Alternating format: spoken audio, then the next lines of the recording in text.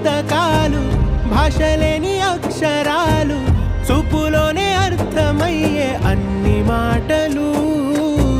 ముందు లేని ఆనవాలు, లేనిపోని కారణాలు, కొత్త కొత్త ఓనమాలు, ఎన్ని మాయలు.